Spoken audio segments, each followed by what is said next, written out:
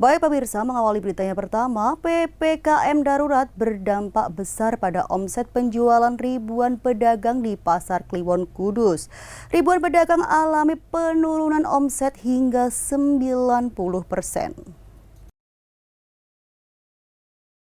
Adanya PPKM lokal berdampak besar pada ribuan pedagang di Pasar Kliwon Kudus.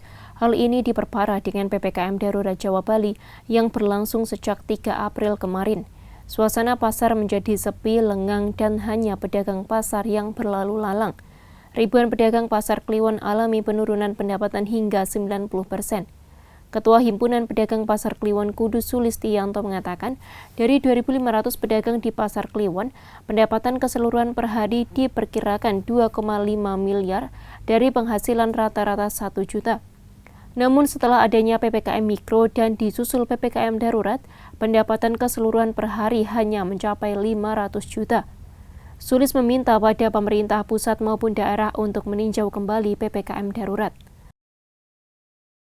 Yang jelas saat kondisi Pasar Kliwon PPKM Darurat ini sangatlah turun drastis. Jadi ketika Pasar Kliwon itu tingkat pengunjungnya itu rata-rata 5.000 orang setiap hari biasa. Itu sekarang paling tinggal 500-an orang, itu pun tidak ada.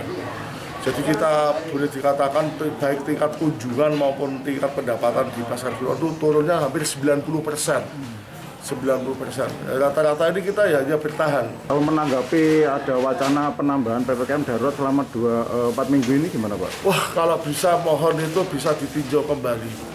Bisa mati pelan-pelan kita bahasanya Mas. Nah, mohon pada pengambil kebijakan untuk meninjau kembali. Kalau boleh kita turun ke bawah lah. Ini ekonomi kita sudah sangat mengkis-mengkis sekali. Sementara itu, salah satu pedagang Pasar Kliwon mengaku pengunjung Pasar Kliwon yang biasanya mencapai 5.000 pengunjung, kini menurun kisaran 500 pengunjung saja. Oh, sepi Mas, nggak kayak hari-hari sebelumnya gitu. Apalagi ini kan ada PPKM, gitu, jadi sepi. Jarang ada pengunjung, paling yang lewat itu orang-orang pasar aja sih, nggak dari orang luar. Kalau setiap hari biasanya dapat menjual berapa dan sekarang berapa Pak? Kalau kemarin itu dapatnya nggak nyampe, gimana ya Mas, nggak kayak biasanya sih, nggak nyampe 1 juta. Biasanya kan kalau rame paling bisa dapat lumayan lah gitu. Di tengah kondisi seperti ini, pedagang harus mengikuti aturan pemerintah pusat maupun daerah.